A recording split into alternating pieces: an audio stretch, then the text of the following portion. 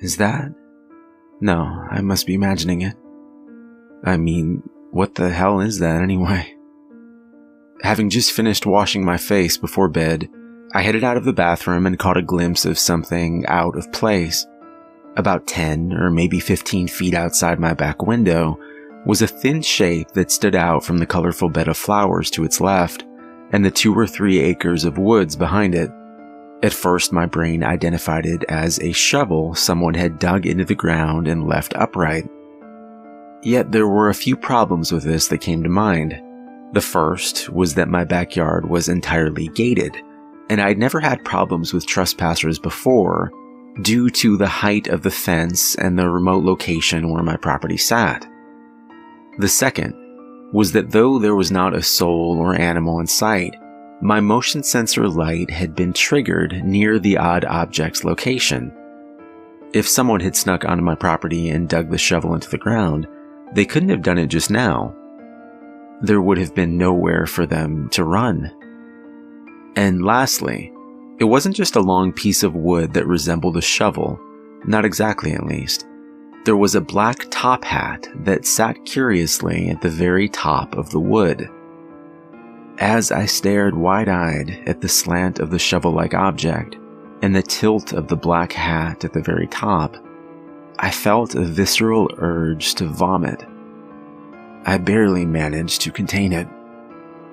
Have you ever spoken to a dog before and seen its head slightly tilt to the side in, I assume, an attempt to figure out just what the hell it is you're saying?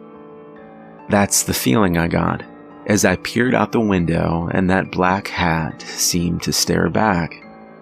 And then there was darkness as the outside motion sensor light turned off and the backyard was no longer in sight. Okay, that's enough, Dawn, I said to myself, remembering to breathe and turning back to the kitchen. Can you guess what happened next? No, probably not, unless you've encountered the same thing I did. But then again, I assume you wouldn't be able to read this if you had.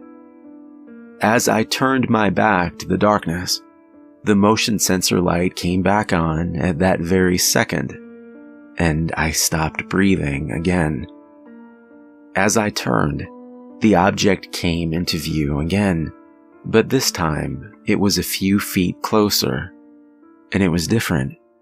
Instead of just the hat, it wore something patchy and gray on its chest as well.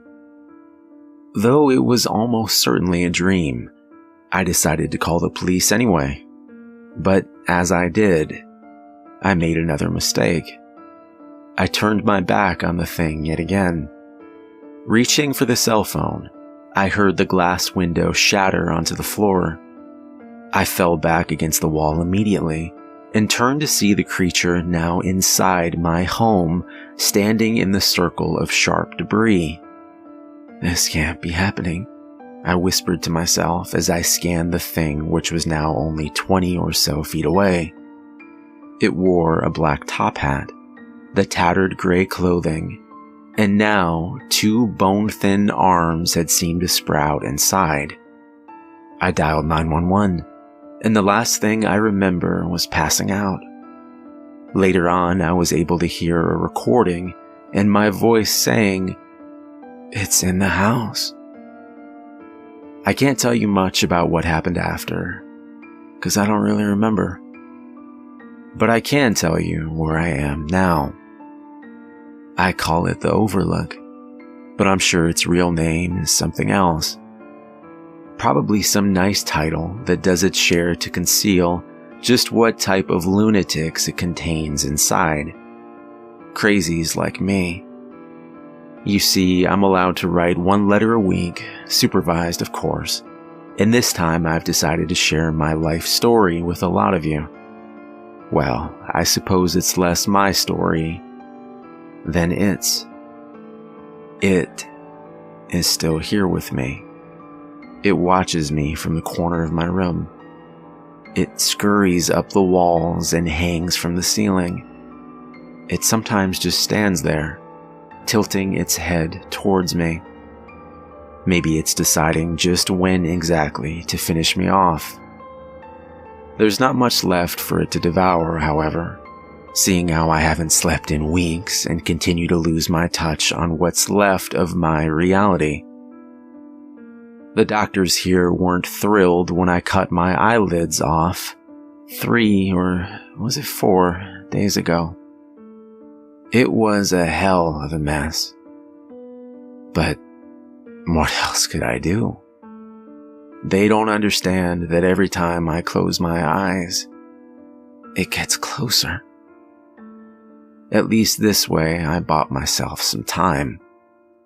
At least this way you'll have some warning if he comes for you next.